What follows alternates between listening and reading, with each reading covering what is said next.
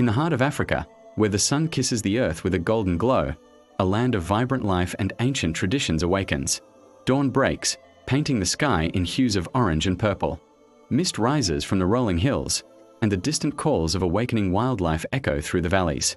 The air is fresh, filled with the scent of damp earth and blooming flora. This is a place where nature and humanity exist in a delicate, sacred balance, a tapestry woven with threads of respect and reverence. The lifeblood of this land is a winding river, its waters crystal clear, shimmering under the morning light. It nourishes the soil, quenches the thirst of every living being, and whispers stories of the ancestors to those who listen. Life here is a gentle rhythm, a dance between the people and the land they call home. At the heart of the village, life pulses with a quiet energy. Children's laughter rings through the air as they play by the riverbank, their joy a testament to the community's deep connection to the water. The women, with graceful strength, gather water in their clay pots, their movements a ritual passed down through generations.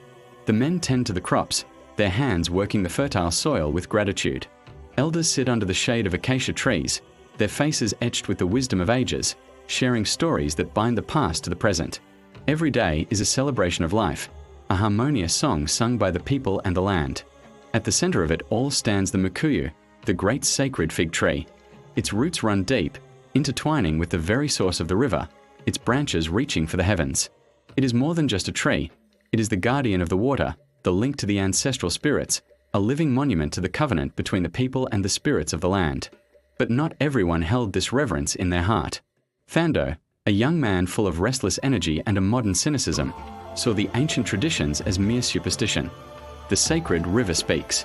Deep in the heart of the Drakensberg, where the spirits of the ancestors still whisper through the leaves of the sacred fig tree, lies a village whose fate hangs in the balance. He scoffed at the elders' stories and the villagers' rituals. One sweltering afternoon, fueled by frustration and a desire to prove his own strength, he approached the sacred fig tree. He ignored the whispers of the wind through its leaves, the silent warnings of the birds. With a defiant shout, he struck the ancient trunk with his axe. The sound cracked through the peaceful air like a thunderclap, a deep, wounding blow to the heart of the grove. The villagers watched from a distance, their faces masks of shock and fear. They knew this act of disrespect would not go unanswered.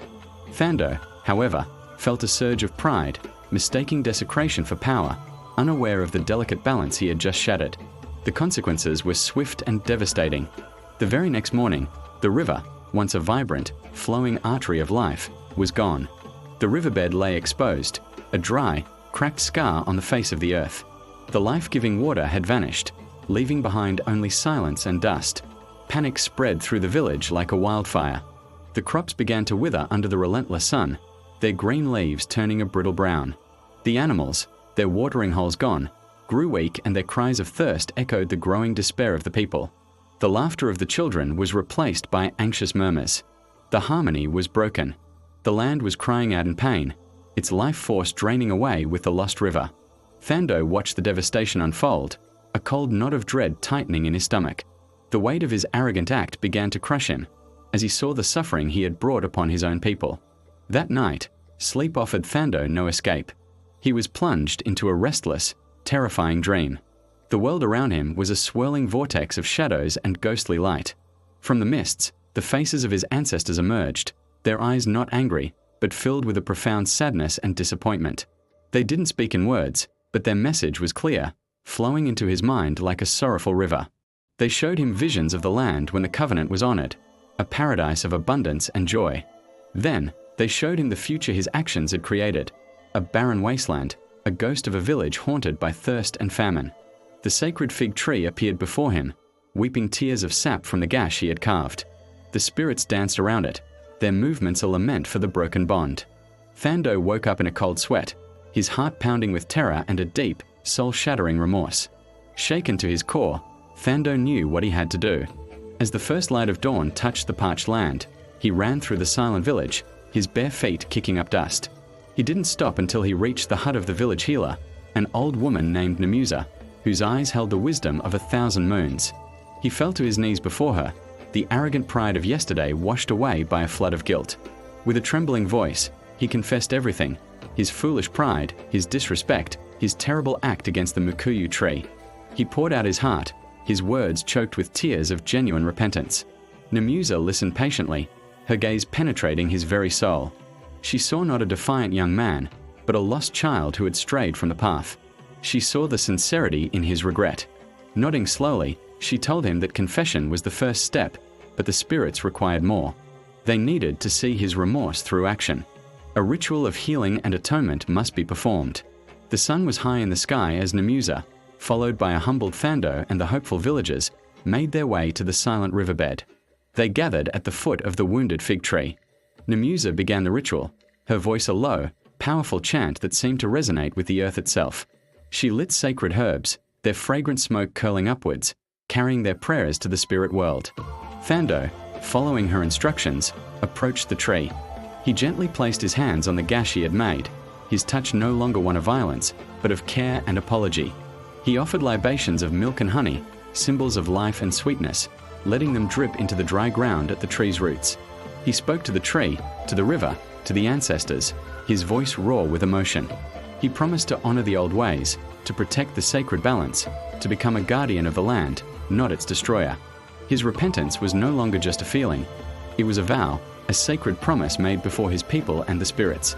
As the last words of Thando's heartfelt plea faded into the air, a profound silence fell over the grove.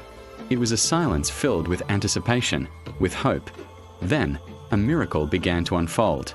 From the base of the sacred fig tree, a tiny trickle of water seeped out, clear and pure. It was a single drop, then another, then a small but steady stream.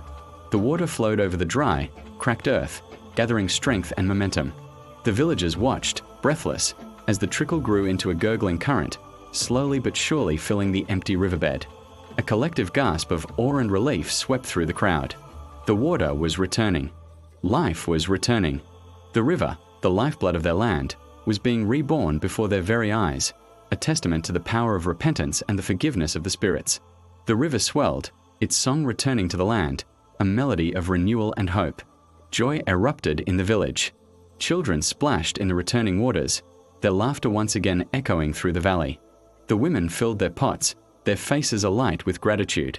The land itself seemed to sigh in relief, the thirsty soil drinking deeply, the withered plants slowly beginning to revive. Life and harmony were restored. Thando stood by the river, not with pride, but with a profound humility. He had learned a powerful lesson, that true strength lies not in defiance, but in respect, not in taking, but in giving back. He had learned that he was a part of the land, not apart from it. The river flowed, and with it, a new era of understanding and reverence dawned in the village. This story teaches us that we are all connected to the world around us. Our actions, big or small, have consequences that ripple out, affecting the delicate balance of nature and community. Respect for our traditions, for our environment, and for the wisdom of those who came before us is not a weakness, but the very foundation of a sustainable and harmonious life. Let us all strive to be guardians of our world, to heal what we have broken, and to honor the sacred bonds that connect us all. Thank you for watching. Remember to like, share, and subscribe for more stories that connect us to our shared heritage.